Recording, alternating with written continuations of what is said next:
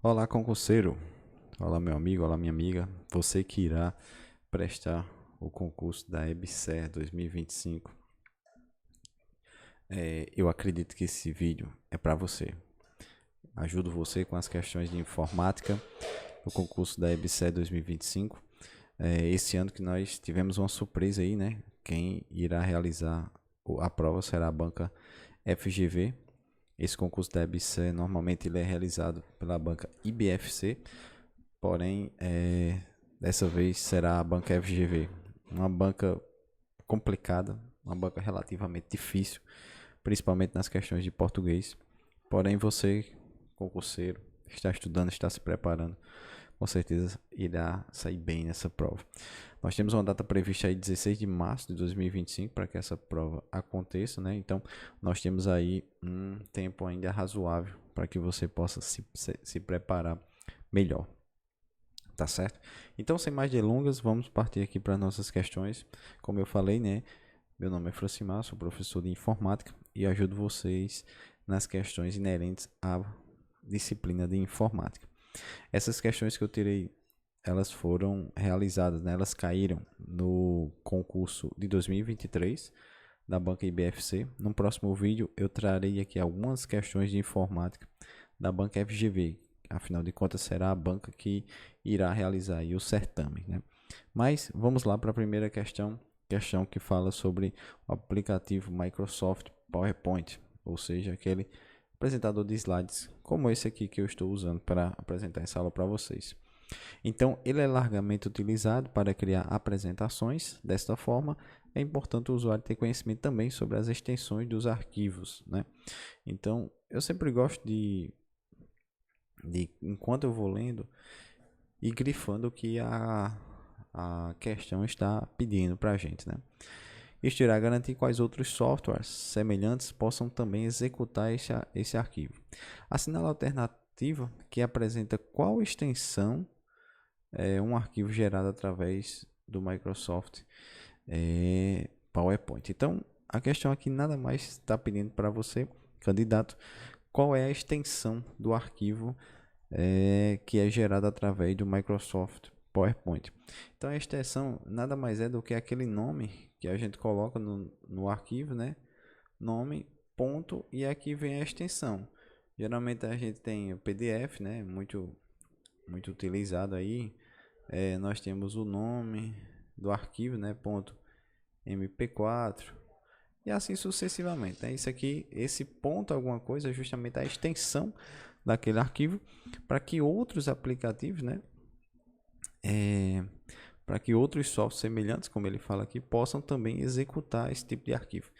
Então, o PowerPoint, qual é a extensão que ele pode executar?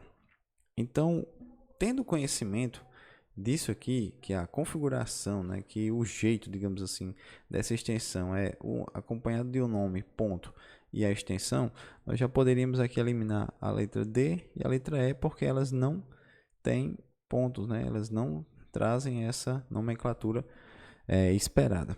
E aí nós ficamos com a letra A, B e a letra C. Aqui não tem muito que fazer, né? Aqui o candidato precisa saber qual seria essa extensão. Então, certamente vocês saberiam que o arquivo PowerPoint ele gera um arquivo do tipo .ppt. Então, sempre que você se deparar aí no seu futuro local de trabalho, em nome de Jesus, né, aí na EBSER, encontrar um arquivo com essa extensão, você pode ter certeza que é um arquivo do tipo PowerPoint, ou seja, é uma apresentação de slide, tá certo? Então, essa era a nossa questão número 1. Como eu falei, não tinha muito o que enrolar, o candidato precisaria saber bem sobre as extensões. A banca aqui nesse sentido, ela foi até amigável, digamos assim, porque ela não tentou confundir, por exemplo, com o ponto .doc, que seria o arquivo de texto, né?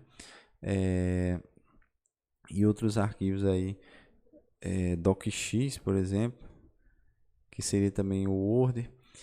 Enfim, ela não trouxe nenhuma extensão aqui que trouxesse algum tipo de dúvida. Então, essa questão aqui era relativamente fácil. Com certeza vocês acertaram aí antes de eu mostrar a resposta.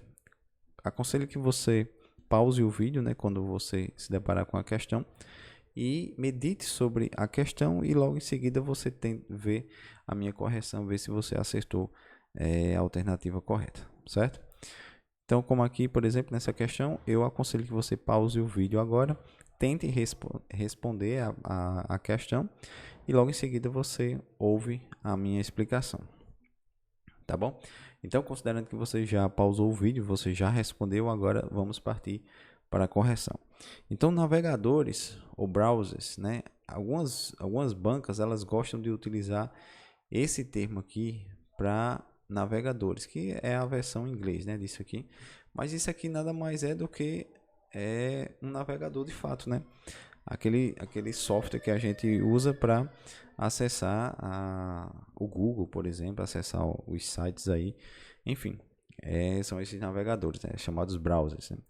Eles são utilizados constantemente para que o usuário opere sistema na web. Desta forma, cada sistema operacional fornece então, olha aqui, ó, cada sistema operacional fornece um navegador padrão, ou seja, alguns sistemas operacionais, quer dizer, cada sistema operacional tem aquele navegador, né, que é padrão daquele sistema operacional, né? Isso acontece muito, de uso, né, de preferência, digamos assim. Então, o navegador padrão para o sistema operacional macOS da Apple. Então, aqui o examinador queria saber qual é o sistema operacional do macOS, né? Ou seja, aí da empresa Apple. E aí aqui ele não facilitou a nossa vida, né? Porque ele trouxe em cada alternativa um navegador diferente, mas daria para a gente ter uma ideia também aqui qual é o navegador padrão da Apple, principalmente se você usa um iPhone, né? Que hoje praticamente todo mundo tem iPhone. Então, nós ficaríamos aqui com a nossa letra D, né? Safari. Esse aqui é o navegador padrão do macOS, né? Os dispositivos aí da Apple, né? Eles vêm por padrão com esse navegador aqui o Safari, né? Que é o navegador da macOS. E esses outros professores, então vamos lá. O Mozilla ele não tem um padrão, ou seja, ele não é atrelado assim a um sistema operacional padrão, mas ele é muito utilizado aqui tanto no Windows quanto no macOS quanto no Linux e também em dispositivos Android. O Chrome também não tem um padrão específico, mas também é utilizado no Windows, no macOS, no Linux, no Android e no Chrome também. O Edge, né, ele é aqui padrão, ó, do Windows, principalmente nas versões 10 e na versão 7. Esse aqui, ó, é o do Windows, navegador padrão. Todos os dispositivos aí do Windows, principalmente nessas versões aqui, versões 10 e versões 11, ele já vem com esse sistema operacional aí padrão. O Safari, como a gente viu, é do macOS e o Opera ele não tem um padrão, mas é também utilizado no Windows, no Mac, no Linux e em dispositivos móveis como Android e iOS. Tudo bem? Então uma questão aqui um pouco mais difícil do que a anterior, mas também uma questão que seria possível ser respondida por vocês, tenho certeza disso. Vamos para mais uma questão aqui, agora uma questão um pouco mais difícil, né? Eu considero que essa questão aqui é muito difícil, de 0 a 10.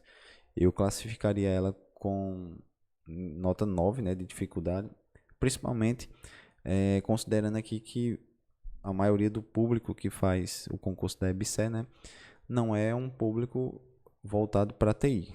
A EBSER aí em sua natureza, na sua essência, digamos assim, né, realiza concursos para médicos, para enfermeiros e etc. Também tem para a área de TI, inclusive, tem, mas como eu falei, na essência ali, né, a maioria dos candidatos não são de TI, então essa questão aqui para quem não é de TI é uma questão relativamente difícil. Mas vamos ver aí o que é que a gente pode fazer nela, né?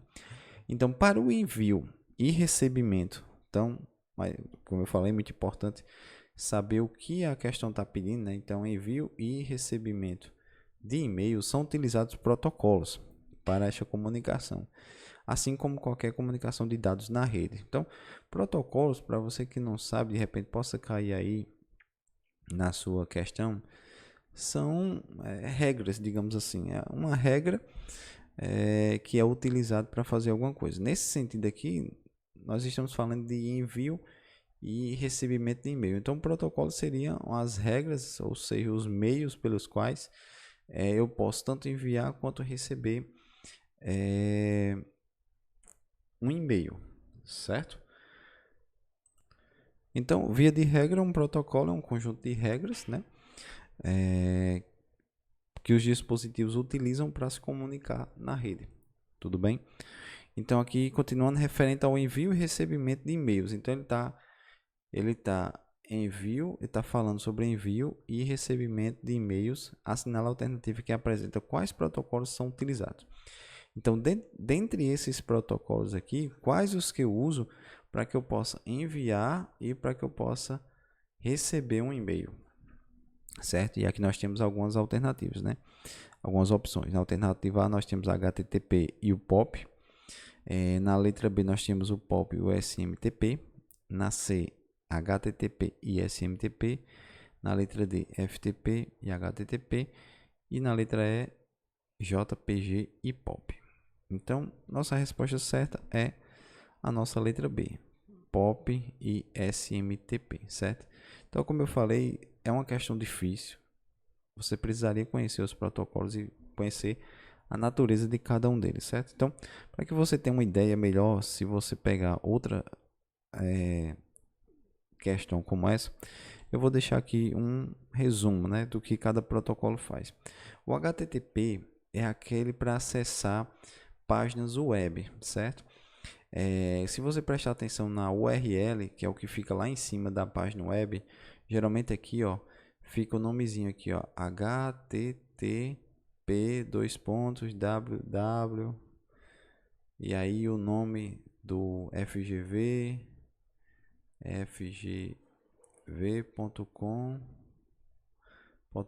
Então, esse HTTP é justamente esse protocolo que faz com que você acesse uma página da web. Muito cobrado, além do HTTP, é o HTTPS, que é igual ao HTTP, só que ele acrescenta uma camada de segurança, certo? Então, quando vocês enxergarem, quando vocês se depararem, melhor dizendo, com alguma alternativa, com alguma questão que fale sobre HTTP, a questão está falando sobre um protocolo para acessar páginas da web, ou seja, as regras que você precisa obedecer, entre aspas, né, para acessar algo na internet. Quando você encontrar uma alternativa falando sobre HTTPS, é esse mesmo protocolo, só que adicionado uma camada de segurança, tá certo?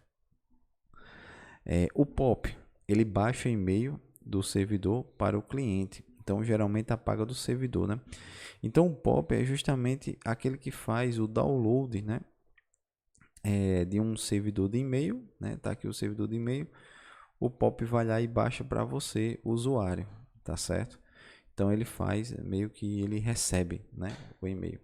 O SMTP é o que envia para o servidor, ou seja, quando você quer enviar um e-mail, você usa o SMTP. Quando você quer baixar, você usa o POP, tá certo? Você pode usar, na verdade, né? Existem outros, mas esses aqui são bem utilizados, né? O FTP é transferência de arquivos entre computadores na rede. Então, você tem um computador na sala do chefe, digamos assim, e você trabalha lá na enfermaria. Então, se você quer transferir um arquivo para o seu chefe, um relatório, então provavelmente você vai usar o FTP, certo? Que é o protocolo que faz essa comunicação. E JPG é um formato de imagem, não é um protocolo. Então, JPG é justamente aquela extensão que a gente falou agora há pouco, foto, JPG. Então, é uma extensão de uma imagem. Tá certo? Ficou claro? Qualquer dúvida, você pode voltar aí no vídeo e assistir novamente. Vamos aqui para mais uma questão. Essa questão aqui, ao meu entendimento, é uma questão fácil, certo? De 0 a 10 eu daria nota 4 para ela. Uma questão muito fácil, falando sobre dispositivos de entrada e saída. Então, em informática, os dispositivos de entrada e saída de dados, juntos com a memória auxiliar, são considerados como periféricos, certo? Entretanto, tais dispositivos possuem funções específicas. Assinala a alternativa que não. Preste muita atenção nisso aqui, ó. Eu costumo sempre, quando eu vejo não, exceto alguma coisa, eu coloco um X aqui, ó, porque eu sei que eu vou procurar a resposta errada, certo? Errada. E nas alternativas eu vou colocando o que é certo. Dispositivo de entrada, teclado e mouse. São dispositivos de entrada? São. Então é certo, mas eu não estou procurando o V, estou procurando o X, né? Leitoras de ópticas de caracteres também são dispositivos de entrada, você tá? Dispositivo de entrada é todo e qualquer dispositivo que você consiga inserir uma informação para o computador, certo? Então, dispositivos de entrada, você insere informações no seu computador. E dispositivos de saída, você extrai informação do seu computador, certo? Então, leitores de ópticas e caracteres, você coloca a informação no computador ou você extrai? Você coloca, né? Então tá certo, ela é um dispositivo de entrada. Então não é o que eu estou procurando. Leitores de código de barra também é um dispositivo de entrada, né? Porque você está colocando informação dentro do computador. Scanner de imagem também é dispositivo de entrada, né? Porque você está pegando uma imagem e colocando o arquivo lá dentro do seu computador. E uma impressora? Uma impressora não. Uma impressora é justamente um dispositivo de saída. Eu tenho uma informação aqui no meu computador e vou fazer com que essa informação saia até mim de forma impressa. Então, impressora é um dispositivo de saída e não de entrada. Porém, vou colocar aqui um porém bem gigante. Existem algumas impressoras que são também dispositivos de entradas, tá? São aquelas impressoras multifuncionais. Por exemplo, a impressora que ela faz um scanner, certo? Ela tanto é um dispositivo, então vou colocar aqui para não confundir. Então, impressora geralmente é chamada de multifuncional, certo? Multifuncional. Então, a impressora multifuncional, ela tanto é um dispositivo de entrada quanto é um dispositivo de saída. Por que, professor? É um dispositivo de entrada? Porque justamente através do scanner você consegue colocar uma informação dentro do computador. E através da impressão você consegue tirar uma informação de um computador. Tá certo? Então, muita atenção para essa questão. Mas, como a letra... eu vou sair daqui, né? Para que você veja o que eu risquei aqui. Depois eu volto. Mas como a questão falou somente em impressora, então nesse caso ela não corresponde a um dispositivo de entrada e sim de saída, certo? Porém, se a questão falar sobre impressora multifuncional, aí sim, tanto ela é entrada quanto ela é saída. Tudo bem? Espero que tenha ficado claro. Então, nós temos aqui nossas impressoras. Letra E. Deixa eu voltar aqui. Voltei. Então vamos lá. Essa daqui é a última questão. Trouxe aqui apenas 5 questões para que a gente pudesse esquentar, digamos assim, né, a nossa preparação para esse concurso da EBSER, mas eu pretendo trazer outras aulas aqui nesse estilo, resolvendo questões, tá certo? Se você estiver gostando, por favor, peço que você dê um like nesse vídeo, né? Me ajuda demais, não lhe custa nada, mas para mim é muito importante, tá certo? Então, se você puder, dê um like nesse vídeo. Se não, se tiver alguma crítica construtiva, pode deixar aqui nos comentários que será um prazer para mim ler o seu comentário e ler a sua crítica, para que eu possa melhorar nos próximos vídeos, tá bom? Então vamos lá para a última questão. Na área de informática é muito comum utilizarmos o termo cliente de e-mail, né? E até mesmo sermos questionados sobre qual cliente de e-mail utilizamos, desta forma que se refere a este termo. Então, um cliente de e-mail nada mais é do que qual e-mail que você usa. Geralmente, hoje em dia, né, o que é muito utilizado é o Gmail, mas também eu particularmente já utilizei o Hotmail,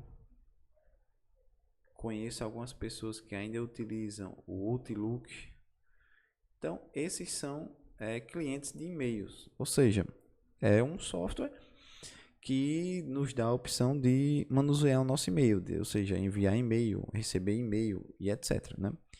Então, vamos ver quais são as alternativas. O que se refere a este termo? O que se refere a um cliente de e-mail, né? Um aplicativo de software que oferece um serviço de fax por e-mail? Não, né? Não é bem um fax. Então, não. Um usuário que utiliza e-mail ficou muito aberto, né? Mas vamos deixar aqui marcado para a gente ver depois. Um usuário que recebe um e-mail também está um pouco aberto, mas vamos deixar aqui. Então, um cliente de e-mail é um aplicativo de software que permite aos usuários enviar, receber e gerenciar e-mails. Pelo que eu falei, a letra D é uma forte candidata, né? Mas vamos ver o que é que diz a letra E. Um aplicativo de software que criptografa as informações, não, né?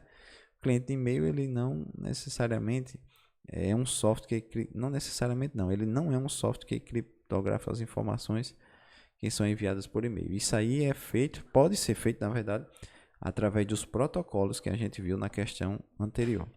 Então, nossa alternativa aqui é justamente a letra D, né? Um aplicativo de software que permite aos usuários enviar, receber e gerenciar e-mails.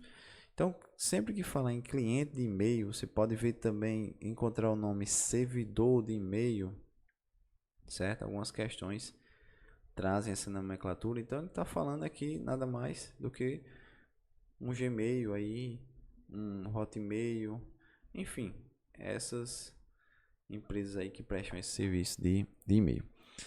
Tudo bem? Então, essa era a aula de hoje. Eu espero que você tenha gostado, espero que você tenha aprendido alguma coisa e mais ainda espero que caia algo do que a gente viu aqui na sua prova para que você possa acertar a questão.